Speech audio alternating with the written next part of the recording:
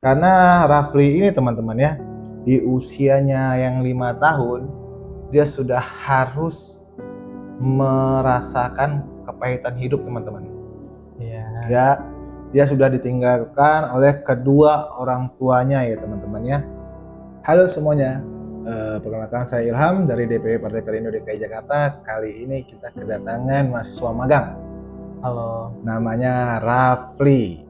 Ya teman-teman ya, namanya Rafli dari Universitas Bung Karno. Dia akan menjelaskan sedikit perjalanan hidupnya ya.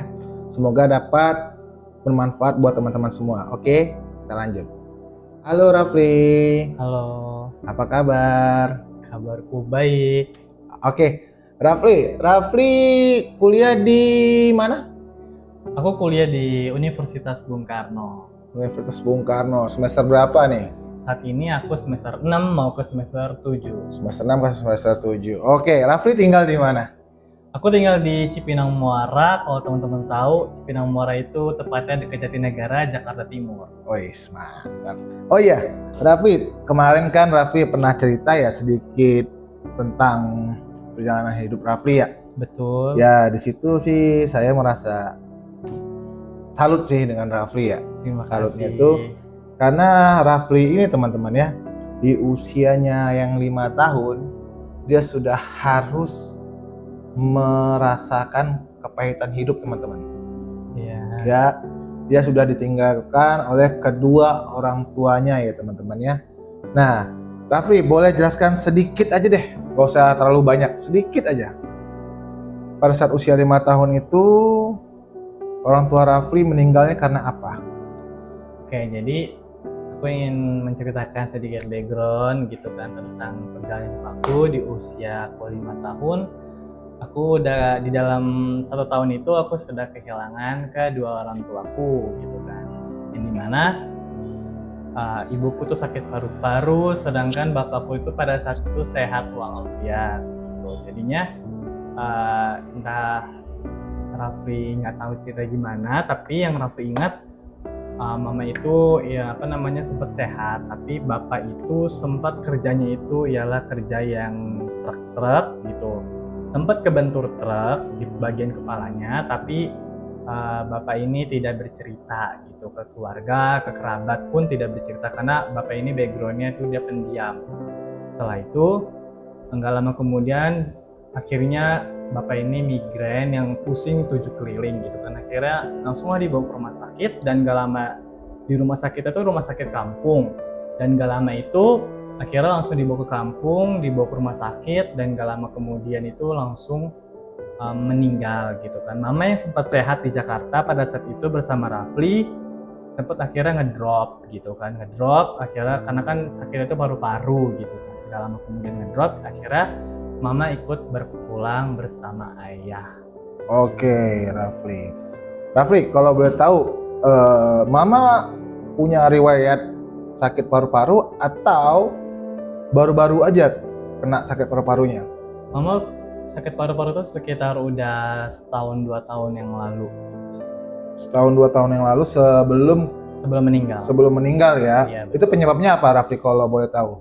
Karena mama ini ibaratnya kita bisa bilang terkenalnya itu ialah pasif merokok gitu kan. Jadi di mana mama ini tidak merokok, tapi pada saat itu almarhum ayah itu merokok di dalam kamar, sehingga dengan begitu terus dengan ruangan yang sangat kecil akhirnya ya mama menghirup itu bau asap rokok, dan sehingga terjadilah hingga larut-larut bertahun-tahun itu terjadi, akhirnya terkena paru-paru. Oke, Rafli, usia 5 tahun sudah kehilangan orang tua kedua-duanya ya? Ya, betul. Nah, selama Rafli sekolah, apa yang Rafli rasakan ketika melihat teman-teman yang lain dijemput pulang sama orang tuanya? Itu apa yang Rafli rasain gitu?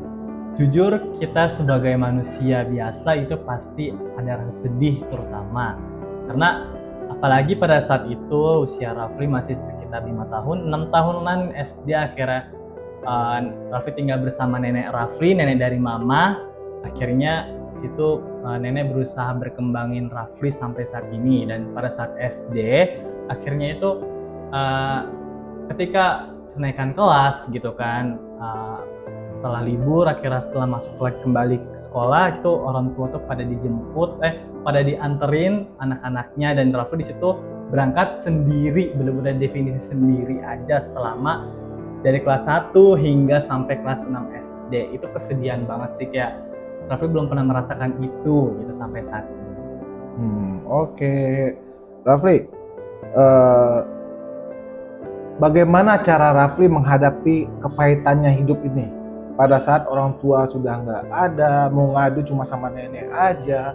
Bagaimana cara Rafli menghadapi kehidupan ini? Oke, sampai saat ini Rafli menanamkan diri bahwa kayak pasti di balik ini semua ada hal yang indah, dan di balik ini semua ada pelajaran. Rafli melihat bahwa dari Rafli dilahirkan ke dunia ini, mungkin Rafli ini disuruh oleh Tuhan itu disuruh mandiri gitu kan, karena hingga akhirnya sampai saat ini tuh Rafli bisa menjalankan hidup itu sendiri, walaupun kadang tentunya kita sebagai manusia itu sedih gitu kan, kayak kekurangan kasih sayang terutama. Dan setelah itu ya Rafli melihat lagi kembali bahwa di balik ini semua pasti ada hikmahnya, yaitu salah satunya kemandirian yang Rafli udah lakukan sampai saat ini. Oke. Nah, selanjutnya Rafli. Rafli, selama Rafli mengenyam pendidikan, apakah situasi ini membuat Rafli patah semangat, putus asa sekolah?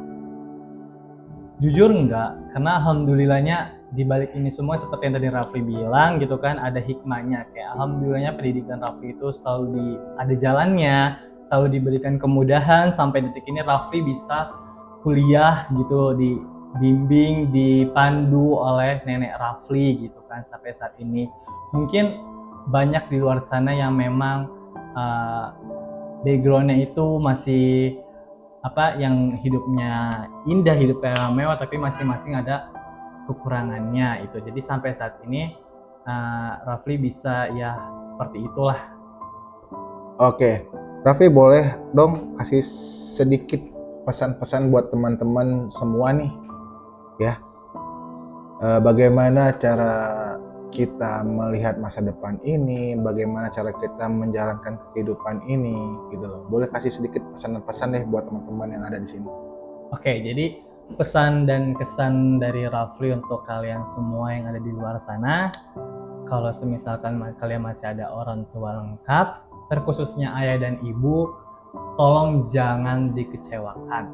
Itu yang pertama, karena basically Rafli itu belum pernah merasakan kasih sayang orang tua gitu kan. Jadi seberantem apapun kalian, sekonflik apapun kalian bersama orang tua kalian atau bersama salah satu kedua orang tua kalian, tolong jangan terlalu lama konflik itu terjadi. Itu yang pertama. Dan yang kedua, kasih sayang orang tua itu tidak dapat diulang kembali gitu kan. Jadi selagi orang tua kalian masih ada, selagi orang tua kalian masih sehat, tolong jaga orang tua kalian. Itu sih dari Rafli. Oke, terima kasih Rafli. Oke, tetap semangat kalian di luar sana.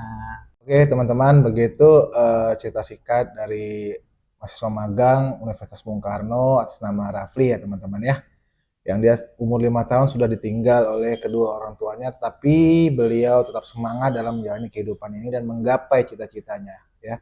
Jadi buat teman-teman semuanya, jangan pernah menyalahkan keadaan ya, tapi salahkan diri kita sendiri. Kenapa kita tidak mau berusaha?